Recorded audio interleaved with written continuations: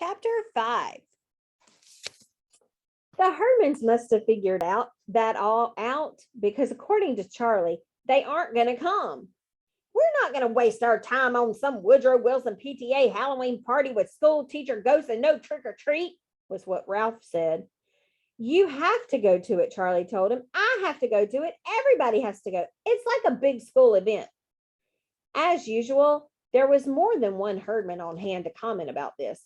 A big school event would be that the school burned down, Claude said. Yeah, Ollie grinned. The herdman grinned, sly and sneaky. Or blew up. You had to think twice about that because the herdmans were famous for starting fires and blowing up garbage cans. Still, all they had to work with was a junior science kit that they stole from the hardware store, so the school was probably safe. Of course, anything the herdmen stayed away from was sure to be popular with everybody else. So right away, kids quit complaining about Mr. Crabtree and the no homework and the homework and the family monsters. Nobody said they were glad about no trick-or-treating because nobody was glad about that. It's like we made a trade. We get rid of the herdmans, but we give up trick-or-treating. It would be great if we could get rid of the herdmans forever, but that wasn't going to happen. So this was better than nothing. This is a lot better than nothing, my mother said. Do you realize that this will be the first time in history that a Woodrow Wilson school event will go the way it's supposed to? Nothing will be stolen or blown up or burned down or buried or dug up or wallpapered, she told Charlie. When Charlie was in the second grade, his teacher, Miss Evans, gave them some rolls of wallpaper to decorate their room for Parents' Night. And while the rest of the kids wallpapered their books and their lunch boxes and the blackboard, Leroy Herdman wallpapered Charlie to the coat room door. Miss Evans told my mother that she walked past him twice before it occurred to her that the door looked very strange. It was all bumpy. But my goodness, I didn't think, well, you don't expect to find a child underneath the wallpaper. What alerted me the third time I went past that door was that the whole thing was moving. It looked like 2 or 3 puppies under a blanket, you know? Charlie had wallpaper paste all over himself, his clothes, his hair and eyebrows, in his ears and up his nose. Leroy's idea, my mother said. Charlie nodded. I was supposed to jump out during Parents' Night and go, ta-da! Leroy said it would be a big hit. Then why didn't Leroy do it? Mother asked, scrubbing away the wallpaper paste. He couldn't. He's allergic to wallpaper. Mother never forgot this episode. Allergic to wallpaper. I was in the second grade, Charlie protested. I didn't know any better then. I wasn't really sure he knew any better now, so it was good that the Herdmans almost never did the same thing twice. Once they had wallpapered you, you could be pretty sure they wouldn't wallpaper you again. You could relax. And if Charlie was right and the Herdmans stayed away on Halloween, everyone could relax. I just wish I could be sure, Luella McCluskey said. If I bring my little brother Howard to school that night and take him around to some of the things that aren't very scary, my mother will pay me $8. But that's only if the Herdmans don't come. If they come, my mother won't let me bring Howard. I still have to come, but I can't bring Howard. Why don't you ask Imogene? I said. But we both knew that that wouldn't help because she might say yes and it would be a lie, or she might say no and that would be a story. I could ask her what she's going to be for Halloween. That might give me a clue. It did. What am I going to be for Halloween? Imogene said. Well, I'm not going to be hanging around here in some secondhand bathrobe with a lot of fake witches and spooky music on the PA and the little kids' games like that. She pointed to the second grade room. Pin the tail on the black cat. That satisfied Luella.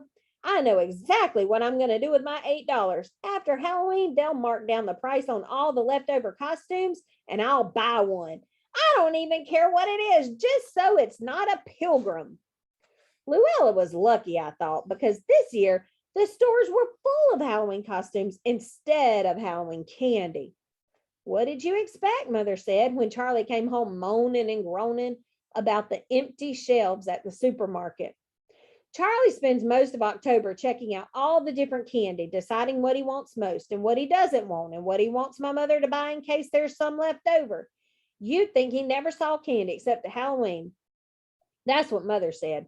You'd think you never saw candy except at Halloween, but you have candy all the time. I buy candy bars for the high school band trip every year.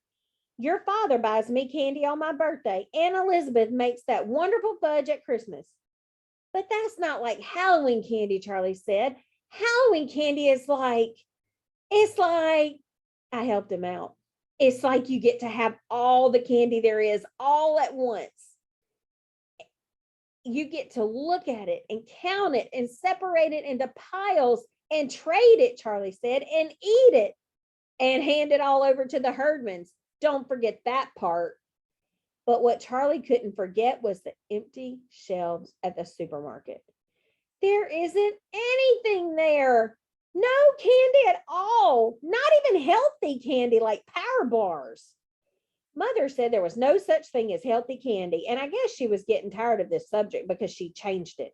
Just wait till you get to school on Halloween night. Lots of surprises. What surprises, I wondered. We already knew about the mystery swamp and the boiling cauldron and the monsters, and anything we didn't know about, Alice would be glad to tell us. Unless my mother had some private surprise. Did they talk her into being a witch or some other gross thing? As far as I knew, she was still on the pumpkin committee, and there were notes about it on the refrigerator. Pumpkin committee meeting, Wednesday, 10:30, and call Mr. Brown about pumpkins. Still, I wanted to make sure. How's the pumpkin committee going? I asked Mother. Is it a lot of work? Well, it's a lot of time asking people to donate pumpkins and a lot of time lugging pumpkins around, but I don't mind. Because you'd rather collect pumpkins instead of being, some witch or Mrs. Ghost or something? No, because I just want this to be the best Halloween ever. My mother was going to be very disappointed, I thought. Now that the Herdmans weren't coming for sure, the Woodrow Wilson Halloween looked a little better, but not much, and not to everybody.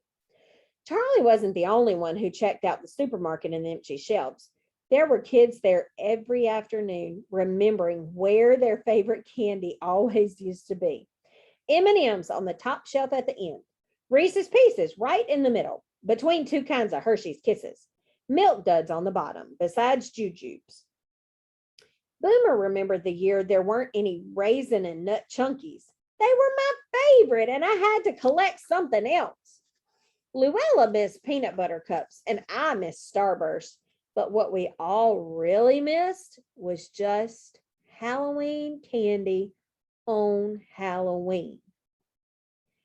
The only good thing about it was that it would be Herdman free, which according to Alice was the whole idea in the first place. We were wrong about the homework, she reported. That wasn't why Mr. Crabtree decided to have Halloween at school. The mayor made him have Halloween at school so they could keep track of the Herdmans, my mother said. But they aren't coming. Well, the mayor didn't know that would happen, and Mr. Crabtree didn't know that would happen. But at least we get to have a Herdman-free Halloween. Alice was so pleased with herself and her inside information that she didn't even notice who was standing around to hear the inside information. But I did. Besides me and Luella, there was Boomer Malone and Gloria Coburn and Junior Jacobs. And right outside the door, taking in every word and repeating Herdman free to herself, was Imogene.